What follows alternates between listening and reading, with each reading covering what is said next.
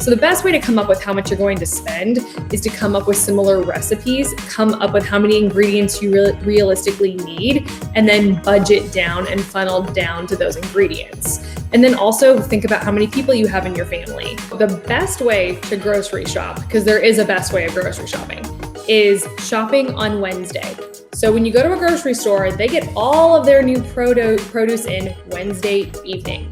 So if you shop Wednesday morning, they're actually trying to get rid of produce, and that's when a lot of sales are going to happen, or that's when produce can be cheapest. So if you know you want something expensive like Honeycrisp apples, go on a Wednesday. They're getting in new apples that day, so you can get all of the produce that you want, typically marked down at a really good price. On top of that, if you say you have to go on a Thursday, so the prices are a little bit higher, you want to ask your grocery store for seconds. And seconds means I want to see the produce that might be ugly, that might be slightly bruised, that might be just a little bit soft. And it's still great produce. It's still going to taste great. The nutrients are still just as important in those as they are in good-looking food, but they know they can't turn those foods over. Tips and tricks for eating on a budget, but getting good produce or getting good foods. I love a seasonal food guide app. You can Google it, upload it to your phone, whatever you like, but it tells you what's in season for what part of the country that you're in. So California and Texas going to be very different. But the best part about that is you get to see what is going to be cheaper because it's in season in your state, and so there is a surplus of it. For example, if you want to get Honeycrisp apples right now, they're probably going to be $9 a pound because they were in season in October. They're not in season right now. Another option for looking at your entire month and you're thinking about budgeting and how much money you want to put towards food, if this is your first time ever doing that and you truly have no idea where to start, I highly recommend looking at kidseatincolor.com. It has an entire meal plan set for families. So my favorite one is Affordable Flavors Meal Plan. It teaches kids how to eat with a ton of color on their plate, but you're not spending more than $500 a month. Kids don't look at their plate in any other way than there's just food on their plate. They don't have an association with good and bad. An Oreo and an apple is the exact same thing to them. So when you put these different foods on their plate, they're going to start testing them out. They may just touch them every once in a while, but then they'll start putting them in their mouth and then they'll start going, okay, maybe I like bell peppers. What I like to do is my son loves pesto. And pesto is really easy to make. Basil is really cheap. You can get it at any grocery store and you can whip it up really easily.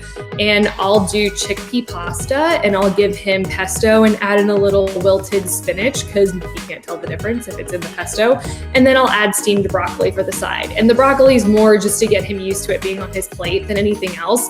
But he'll devour the pesto and he has no idea he just ate an entire serving of spinach and basil on top of that, and he got all of the nutrition from getting chickpea pasta. So my son is a toddler, he's 2 years old, and again, I mentioned he's very into how things feel right now. Texture is really interesting to him. So he will cook with me. Sometimes it's hit or miss because he just wants to put his hands in everything, and sometimes that means throwing things, which is very exciting for him. But he loves to stir, and there's actually some great little knives that are plastic knives that he can chop with, but he can't cut himself with. So if he is excited and he wants to be in the kitchen with me, I have this little stand that I use and he climbs up next to me and I'll give him a job to do. Right now, the safest job for him to do is if I use a KitchenAid, he can drop things into the bowl.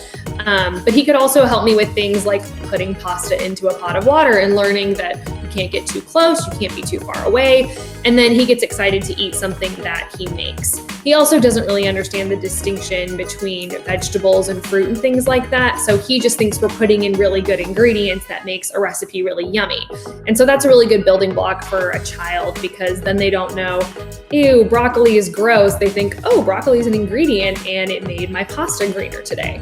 So if you want to cook with your kids, 1, be realistic about how messy your kitchen is going to be. 2, I highly recommend getting the simplest recipe you can and then giving them one job to do. And it's a job that they can't hurt themselves, they can't burn themselves, and they can't mess up your recipe. And then 3, let them taste test everything while they're making it. Because part of why we love to cook is we get the smells, and those smells really incorporate into our taste buds as well. So if you give them the opportunity to taste it, then they're actually seeing something that they're making, and that relationship with food gets stronger and stronger. Whether it's fruits, vegetables, grains, whatever it is, they're getting a better relationship with their food.